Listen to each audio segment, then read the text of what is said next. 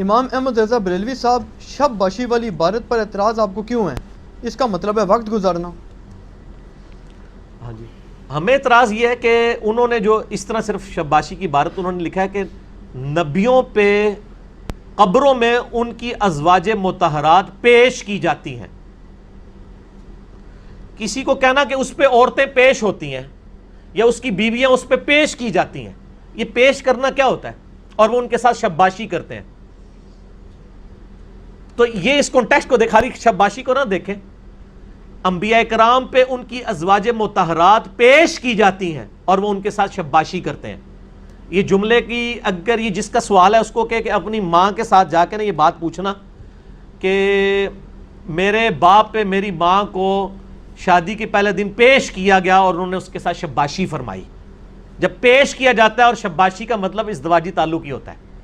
اور دوسرا یہ عقیدہ ہی باطل اور جھوٹا۔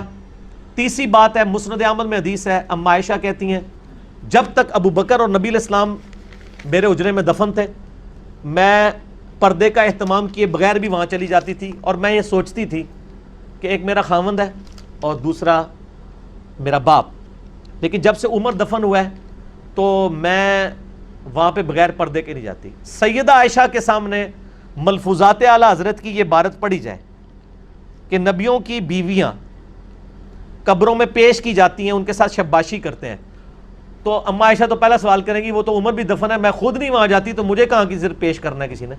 وہ تو خود مسند احمد میں صحیح سند سے اور یہ مشکات میں بھی موجود ہے، ٹھیک ہے نا جی، وہ تو خود اس چیز کے اوپر میں نہیں نا انکار کر دیں گی۔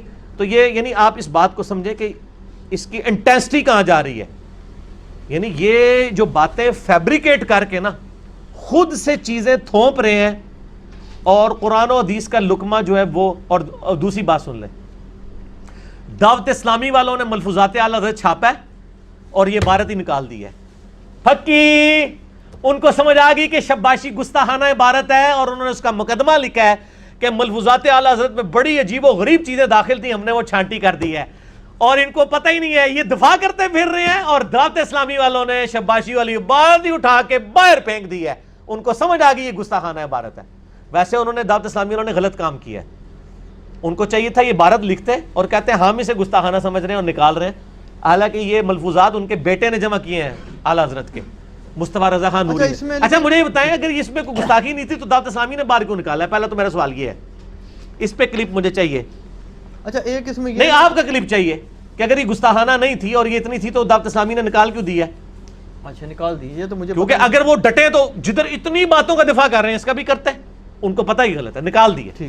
یہ تو مکتبۃ المدینہ کے ملفوظات اعلیٰ حضرت پر۔ اس پہ ایک یہ بھی جواب دے لیتے ہیں نا کہ جی جیسے محدثین پہ کوئی گناہ نہیں ہے کہ انہوں نے ایسی ایسی روایات کی ہیں، لوگ تو بخاری مسلم پہ بھی چڑھ دوڑتے ہیں کہ جناب ایسی ایسی گستاخیاں ہو گئیں، تو وہ کہتے ہیں جی اس میں اگر انہوں نے، وہ امام زرقانی ہے غالباً کوئی، وہ کہتے ہیں انہوں نے کون سا خود کہا ہے، انہوں نے ان کی بات لکھی ہے تو ان پہ کیا جرم ہے؟ انہوں نے کہا میرے سیدی آقا عبد الباقی زرقانی فرماتے ہیں، اگر آپ یہ کہیں، آپ کہیں کہ آپ کے سیدی آقا غلام احمد قادیانی فرماتے ہیں، اور آپ کے میں نے تو غلام احمد قادیانی کی عبارت نوٹ کی ہے، میں کہوں گا یار اس گستاخ کی گستاخانہ عبارت کوٹ کر کے اس کو سیدی اور آقا بھی کہہ رہے ہو تم۔